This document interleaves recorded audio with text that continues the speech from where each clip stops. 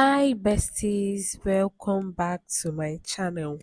So in today's video, I am going to show you people the process of how I made this dress.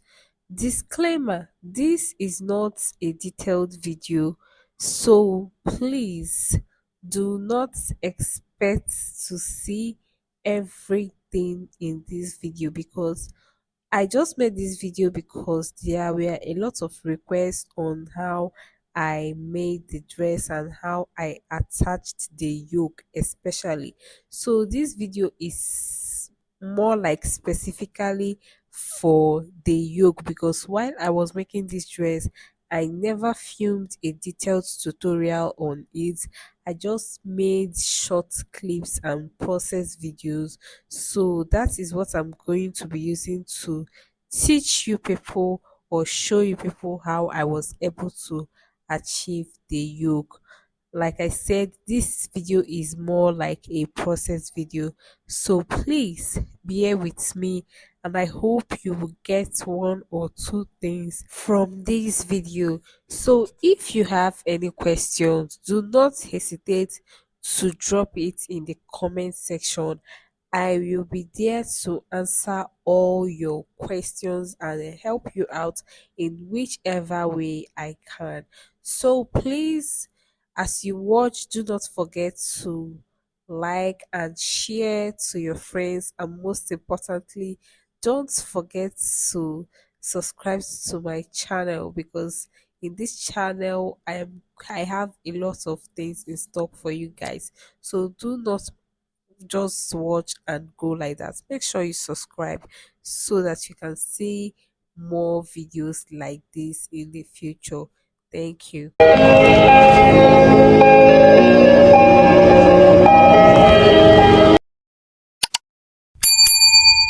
So, guys, the first thing I did to achieve this dress is that I first made a shoulder that bustier. Yes, that was how I did it. I first did a shoulder that bustier, and then after joining it together, I then had to cut my scallop. You can actually do a princess that bustier, but I just chose to do a shoulder that bustier. And as you can see, I made some adjustments on the top. My top, I made it a 6 pieces top instead of the usual scallop that Prudent made. So right here I have cut out my scallop and I am trying to use my front pattern to trace out the back pattern of the scallop. So right here, how I placed this thing is that I marked out my zipper allowance at the back and then placed my center front on that zipper allowance because I don't want to place it directly to the zipper allowance so that it will not alter my measurements. And then I started cutting it out like so. After cutting it out, I placed my front piece on the front lining. So right here, I am cutting out my lining exactly the same way that I cut my fabric. So after doing that, I am also going to do the same thing to my back lining. So you just make sure that you pin it very well, pin it firmly, and cut it out like I am doing in the video. So after that, the next thing I did was to use the pieces of the fabric that I cut out, the pieces of my fabric to cut out the yoke. So that is what I'm doing here. I place the piece I cut out from my main fabric and I'm using it to cut out my yoke. So what I did here was that from my center front, I came down by 2 inches on the longer part of my yoke. As you can see, all my yoke are not the same length. So the center front is longer than the side, the armhole area. So why I came down by 2 inches was so that the yoke will be long enough for me to attach. So on that my armhole, I just drew a straight line like you see me doing, just to know where my armhole is, and then I will just cut it like you are seeing in the video, and I'll also cut out my neckline. So because this is a turtleneck, yes, I did a turtleneck as you can see in the finished look of the dress. So my neck measurements I use 2.5 by 2.5. So right here, what I did for the front, I would also do it for the back. I'll come down by 2 inches and use my ruler to rule a straight line, and then on my center back I will also use my ruler to rule a straight line so that I will know where my center back stops and where it is. So I'll just cut it out like you see me doing, and I'm also going to use my ruler to also rule a straight line across, making sure that I get where my armhole falls. So I will just cut it out. So everything I did for the front is also the same thing that I'm going to be doing for the back yoke. So after that, the next thing I would do is to introduce my yoke again. And now what I will do is you'd see where that's my yoke stopped, where the yoke stops at the armhole area. I'm just going to notch it on my new yoke, because that place, that measurement is very, very important. That spot is very, very important.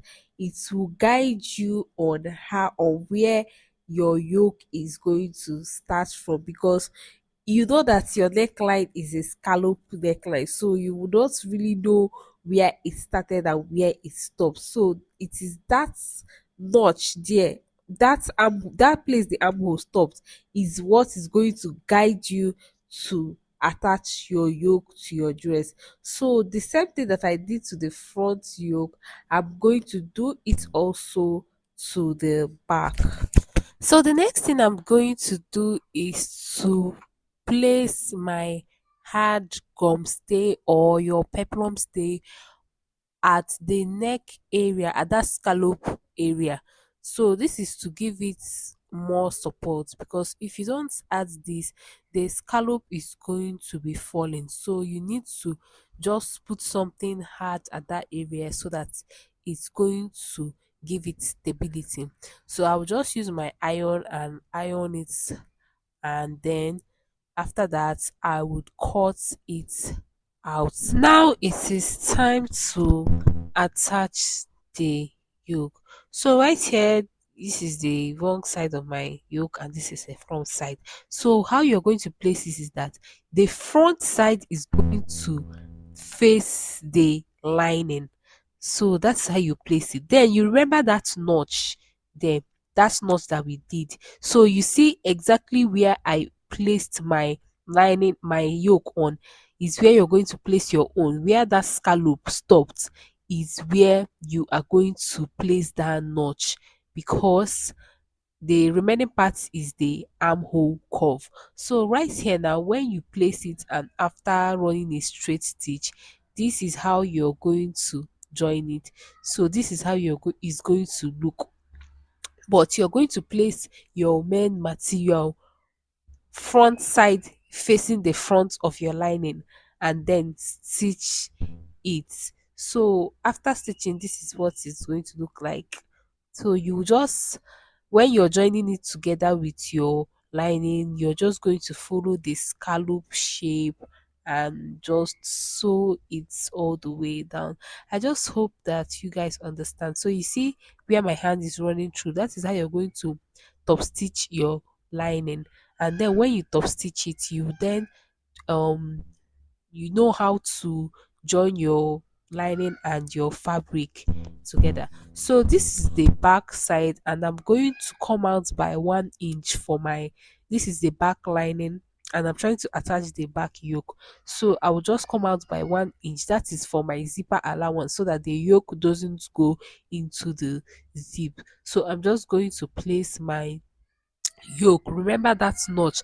I'm just going to place my yoke, the place I notched on my yoke, place it where the scallop, where my armhole started from, or where my armhole should start from. So I'll just place it there and pin it. As you can see, my yoke is entering the zipper allowance. So all I'm just going to do is I would just fold it like so, making sure that it doesn't get to that zipper allowance. I will fold in 1/2 inch of the yoke and run a stitch on it. So, which means that place is going to be kind of open at the back. As you can see, I know you people saw it in uh, the video I posted before this tutorial started. So you saw how open the back was. This is the reason why it is open. So I'll just go ahead and pin it, and I'll also just run a stitch on it just like I did to the front. So you see this chalk that I marked here. This is how you're going to sew your yoke. But please, the mistake I made is that I made it too close. Do not make it too close. Just go like 1/2 inch below that line that I marked, so that it's not going to be difficult for you to turn your fabric and lining together. So right here I have attached my cup. I use the bra cup for this dress. So I attach my bra cup. So now I'm done joining everything together, and this is the final look. So you can see that my yoke is just outside my lining. So if you just turn the back of your dress, you would see the where they attach the yoke. That was how I attached it. So you just all you do is just to cut off that excess there so that it doesn't just drop and make the whole dress look tacky.